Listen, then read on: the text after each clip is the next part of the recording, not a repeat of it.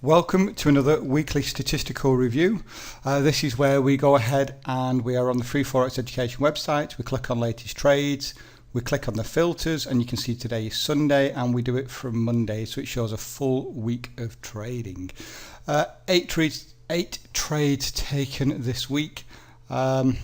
Just one winner, guys, just one winner. We're still seeing these losses roll in. Now, just like we've seen for the past 3 weeks, we've had several trades that have just stopped us out and gone on to win.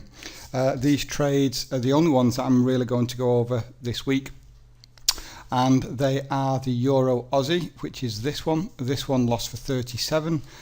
4 pips later it turned around and rallied and hit targets, and there was no news out. It wasn't taken at an obscure time. We simply just saw bigger movements for the Euro Aussie. The Euro Aussie is at something like 6 or 7 year highs, and there was some uncertainty, I believe, at that area, and we just saw our stop loss just get tapped out. And that was actually a winner for 100. I think it was 113, something like that. So there's a difference there of 150 pips, which obviously would have made this week break even, because we're down 157.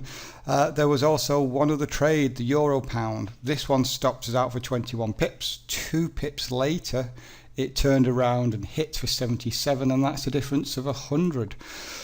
So I hate to say every week, what should have been, what could have been, but 2 trades there where the Euro Pound is obviously seeing still a little bit of erratic behaviour. We're still rallying higher as a result of, I think, the last few weeks of uncertainty within the markets. And there's 250 pips, and what should have been a 100 pip winning week turned out to be another losing week for 157. We did have a break-even trade in the Euro Yen, which was a shame. We got 50 pips up on that, something like that, and then stopped out for break-even. So not really a great deal has happened. I stayed out of the last 2-3 days of any pound trades, just due to the unpredictable behaviour that we're seeing within it. So I really don't have a great deal to talk about. I am still in one trade from last week. We're up about 60 or 70 pips on that trade. That will roll over to next week now, so there's no point looking at that.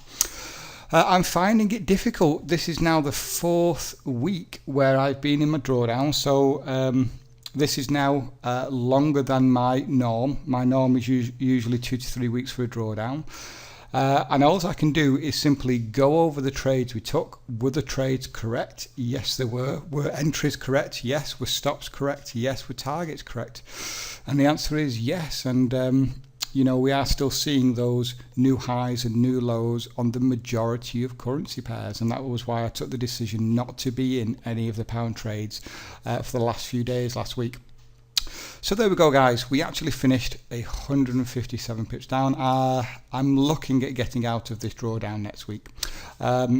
My drawdowns typically don't last more than 2 to 3 weeks, as mentioned, so I am due to come out of this drawdown and actually see some decent winners. So we will see what next week brings. I hope all of you have had a great weekend and enjoy the rest of your Sunday.